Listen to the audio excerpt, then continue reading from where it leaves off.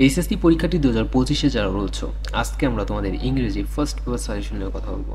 So ইংরেজিতে যাদের সমস্যা রয়েছে বা এখনও পর্যন্ত সিলেবাস কমপ্লিট করতে পারো নাই, এখনও বুঝতেছো না, পড়াটাকে গুছিয়ে নিতে পারতেছো না, তো আজকে ভিডিওটি তোমাদের জন্য মনোযোগ সহকারে দেখো, যে সকল বিষয়গুলো ইনশাল্লাহ ক্লিয়ার হয়ে যাবে।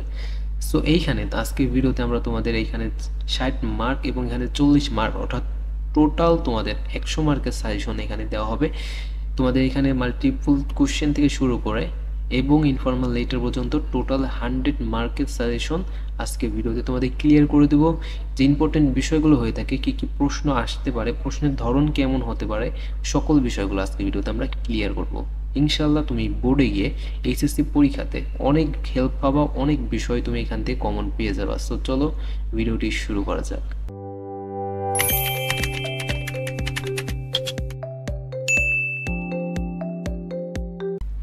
আচ্ছা, এখানে প্রথমে চলে যাই তোমাদের মার্ক ডিস্ট্রিবিউশন নিয়ে। অর্থাৎ যেহেতু তোমাদের আগামী বছরের সিলেবাস অর্থাৎ 2023 সালের সিলেবাস অনুযায়ী তোমাদের পরীক্ষা হবে, ওকে।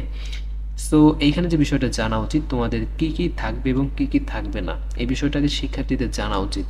সো এখানে তোমার মাল্টিপল কোশ্চেন অর্থাৎ এমসিকিউ, যাকে শিক্ষার্থীরা বলে থাকে, এমসিকিউ থাকবে, 5 মার্ক থাকবে এমসিকিউতে, ক্লিয়ার। এরপর রয়েছে তোমার অ্যান্সার করতে হবে, অর্থাৎ যে 5টা অ্যান্সার থাকে, প্রতিটা প্রশ্নের অ্যান্সারের মান থাকবে 3, 5টা অ্যান্সার করলে তুমি পেয়ে যাবে 15 মার্ক, ওকে। পরে থাকবে তোমাদের ইনফরমেশন ট্রান্সফার, সো এইটার মার্ক থাকবে তোমার 5 মার্ক থাকবে। সামারি রাইটিংয়ে থাকবে 10 মার্ক। তারপরে থাকবে তোমার উইথ ক্লুজ থাকবে, আনসিন প্যাসেজ থেকে এটা আসে, এখানে থাকবে তোমার 5 মার্ক। এরপর হচ্ছে উইদাউট ক্লুজ, এখানে থাকবে 10 মার্ক। উইদাউট ক্লুজে কিন্তু বেশি মার্ক, ঠিক আছে, 10 মার্ক। এরপর থাকবে রিয়ারেন্সে থাকবে 10 মার্ক, আনসিন প্যাসেজ থেকে আসবে। এরপরে থাকবে তোমার 2 নম্বর পার্টে থাকবে এখানে পাই চার্ট অথবা গ্রাফ চার্ট, এখানে 15 মার্ক। এরপরে থাকবে স্টোরি রাইটিং ক্ষেত্রে 15 মার্ক এবং ইনফর্মাল লেটারের ক্ষেত্রে 10 মার্ক। এই টোটাল তোমার 100 মার্কের মধ্যে পরীক্ষা নেওয়া হবে 2025 সালে। সো এরপরে এখন চলে যায় তোমাদের মেন সাজেশনে। এইখানে যে বিষয়টা রয়েছে, তোমাদের সিন প্যাসেজ রয়েছে। সো সিন প্যাসেজ বলতে তোমার যে বোর্ড বইটা রয়েছে, যে বইটা রয়েছে মেইন বই, সেইখান থেকেই তোমার কমনগুলো পাবা, ঠিক আছে। সেখান থেকে তোমার প্রশ্ন কমন ফেলা হয়। সিন প্যাসেজ বলতে যেটা বোর্ড বই থেকে নেওয়া হবে, ঠিক আছে। সো এখানে যে বিষয়গুলো রয়েছে, তুমি যে ইম্পর্টেন্ট সিন প্যাসেজগুলো এখানে রয়েছে, 1 থেকে প্রায় এখানে 12টার মতো রয়েছে। এইখান থেকে এই 12টাই আমার সাজেশন থাকবে কমপ্লিট করে ফেলার, কারণ এইগুলো দেখা গেছে বিগত বছরে ঘুরিয়ে ফিরে দেখবা এইগুলোর মধ্য থেকেই তোমাকে পরীক্ষায় দেওয়া হয়েছে। সো ট্রাই করবা এখান থেকে এটা একদমই একবার হলেও বাংলা অর্থ সহকারে পড়া, কারণ তুমি যদি ইংরেজিতে ভালো মার্ক তুলতে চাও তাহলে অবশ্যই তোমাকে তোমার ইংরেজির অর্থাৎ এখানে যে মানেটা থাকবে, যে প্যাসেজটা থাকবে, সেইটার অবশ্যই তোমার বাংলা মানে অর্থটা বুঝতে হবে। যদি তুমি অর্থ বুঝতে না পারো তাহলে কিন্তু কোনো প্রশ্নেই তুমি সঠিকভাবে অ্যান্সারটা করতে পারবে না। সো ট্রাই করবা এখন থেকে আস্তে আস্তে আস্তে আস্তে করে তোমার ইংলিশের অর্থটা বোঝার, ঠিক আছে। তো সেই ক্ষেত্রে তোমার বাংলা অর্থ করে তোমার যে এই প্যাসেজগুলো থাকবে সেগুলো পড়ার, ঠিক আছে, তাহলে একবার তুমি বোর্ডে গিয়ে অনেক হেল্প পাবা। সো এই গেল বিষয়টা। তুমি এখানে যে সিন প্যাসেজগুলো দেওয়া রয়েছে এটা মুখস্থ করে ফেলবা, অর্থ সহকারে পড়ে ফেলবা, ঠিক আছে। এরপর হচ্ছে সিন প্যাসেজ 2 থেকে, অর্থাৎ 2 নম্বর যে সিন প্যাসেজের ক্ষেত্রে এখান থেকে ফ্লো চার্ট বা তুমি যে ইনফরমেশন ট্রান্সফার রয়েছে সেইটা কমন পাবা। সেটার ক্ষেত্রে ইউনিট 4 নম্বর যেটা রয়েছে, ইউনিট 4, সেইটা তুমি একদমই ঝরঝরা করে ফেলবা, ঠিক আছে, একদমই গুলাই খেয়ে ফেলবা। এখানে যে ইম্পর্টেন্ট আরও বিষয় রয়েছে এখানে দেওয়া রয়েছে, এগুলো তুমি পড়ে ফেলবা। আচ্ছা, এখন চলে যাচ্ছি তোমার সামারি নিয়ে। সামারি খুবই ইম্পর্টেন্ট একটি বিষয় এবং এটা অনেক সোজা হয়ে থাকে। সো অধিকাংশ শিক্ষার্থী দেখা যায় যে সামারি উদ্দীপক অর্থাৎ প্যাসেজে যেটা দেওয়া থাকে সেইটাই তারা উল্টোপাল্টা করে লিখে দিয়ে আসে।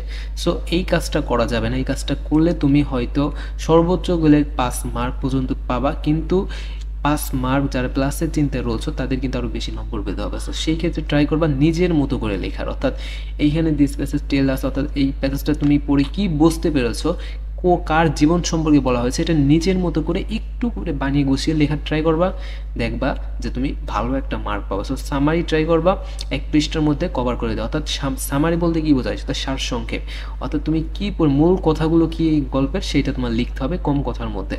সো ট্রাই করবা যেন 1 পৃষ্ঠার মধ্যে তুমি কভার করতে পারো সামারিটা। সো গেল এখানে যে ইম্পর্টেন্ট বিষয়গুলো রয়েছে মার্ক করা রয়েছে, এগুলো তুমি দেখে নিবা। এরপর রয়েছে তোমার উইথ ক্লুজ, এখানে মারতে হবে 5, উইথ ক্লুজ এবং উইদাউট ক্লুজ, এই দুইটা কমন পাওয়ার ক্ষেত্রে তোমার আমার সাজেশন থাকবে তুমি বোর্ডগুলো কমপ্লিট করো। বোর্ড যদি কমপ্লিট করতে পারো তাহলে কি হবে আমি বলি, তুমি ধারণা পাবা। তুমি যখন বোর্ডগুলো কমপ্লিট করবা তোমার প্রশ্নের ক্যাটাগরি, প্রশ্নের যে ধরন হয়ে থাকে সেগুলো তুমি বুঝতে পারবা। সো বোর্ডগুলো খুবই ইম্পর্টেন্ট। এখানে যে বোর্ডগুলো রয়েছে বিশেষ করে 2023 সালের যে বোর্ডটা, সেইটা আমার সাজেশন থাকবে খুবই ইম্পর্টেন্ট তোমাদের জন্য। 2023 সালের সকল বোর্ড এখন থেকে ট্রাই করো, প্রতিদিন একটা করে বা 2 দিন করে সময় নাও, নিয়ে একটা একটা করে বোর্ড করে সকল বোর্ড তুমি কমপ্লিট করে ফেলো। ওকে, এবং এইখানে যে বিষয়গুলো দেওয়া রয়েছে এগুলো পড়ে ফেলবা।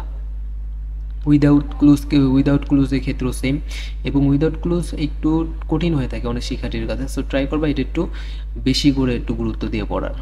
আচ্ছা, এরপর যে বিষয়টা রয়েছে তোমাদের রিয়ারেঞ্জের ক্ষেত্রে যদি কমন পেতে চাও, সবচেয়ে তোমার যেটা পড়া লাগবে সেটা হচ্ছে গল্প পড়া, অর্থাৎ শিক্ষামূলক যে গল্পগুলো হয়ে থাকে, যেমন তোমার খরগোশের গল্প এবং কচ্ছপের যে গল্পগুলা, এই ধরনের যত শিক্ষামূলক গল্প রয়েছে, ঠিক আছে, এখানে যে বিভিন্ন জ্ঞানীগুণী ব্যক্তিদের জীবনী সম্পর্কে তোমার যে প্যাসেজ থাকে সেই প্যাসেজগুলোর বাংলা অর্থ করে সহকারে তোমার জানতে হবে। এইটার মেইন যে রিজনটা সেটা হচ্ছে তুমি যদি বাংলা করতে পারো তাহলে তুমি এই রিয়ারেন্সটে তুমি 10-এ 10 মার্কই তুলতে পারো, যদি তুমি বাংলা অর্থটা করতে পারো। যদি বাংলা অর্থতে যদি তুমি করতে নাও তাহলে দেখা যাচ্ছে রিয়ারেঞ্জে মার্ক তারা ছুটে যাচ্ছে, মার্ক কেটে যাবে। সো ট্রাই করবা এখানে যে ইম্পর্টেন্ট বিষয়গুলো দেওয়া রয়েছে, নেলসন ম্যান্ডেলা রয়েছে, আব্রাহাম লিঙ্কন, এই বিষয়গুলো তুমি একদমই ক্লিয়ার করে ফেলার। ওকে, বাংলা অর্থ সহকারে। আচ্ছা, এরপর রয়েছে তোমাদের পাই চার্ট অথবা গ্রাফ চার্ট। এখানে কিন্তু সবচেয়ে বেশি নম্বর এবং এটা অনেকাংশেই সোজা। সো পাই চার্ট, গ্রাফ চার্টের যে ইম্পর্টেন্ট বিষয়গুলো রয়েছে এইখানে, এইগুলোর বাইরে তুমি কমন পাইবা, মানে বাইরে কোনো প্রশ্নই তোমার এখানে করা হবে না। বিশেষ করে এইখান থেকে পাই চার্ট বা গ্রাফ চার্ট বলতে বোঝায় একটা গ্রাফ দেওয়া থাকে, সেইখানে কিছু তোমাকে পার্সেন্টেজ বলো বা বিভিন্ন সংখ্যা দেওয়া থাকতে পারে, বিভিন্ন গ্রাফের মাধ্যমে বলতে পারে যে কখন কোথায় কি বেড়েছে, বাংলাদেশের পপুলেশনের হার কত, ইন্টারনেটের ইউজের হার কত, কত পার্সেন্ট মানুষ সে মোবাইল ফোন ব্যবহার করে। এই যে রিলেটেড যত বিষয়গুলো রয়েছে এগুলোতে মূলত পাই চার্ট এবং গ্রাফ চার্টের মাধ্যমে তোমাকে দেওয়া থাকবে। এগুলো তুমি ওই ছবি দেখে দেখে, তোমার গ্রাফটা দেখে দেখে ওটা তোমার ইংলিশে লিখতে হবে। সো এইটা ট্রাই করবা একবার প্র্যাকটিস করার, তাহলে দেখবা খুব ইজি মনে হবে তোমার কাছে। সো এখানে যে ইম্পর্টেন্ট বিষয়গুলো রয়েছে এগুলো তুমি পড়ে ফেলবা। এরপরে চলে যাচ্ছি তোমাদের লাস্টে যে বিষয়টা, স্টোরি রাইটিংয়ের ক্ষেত্রে।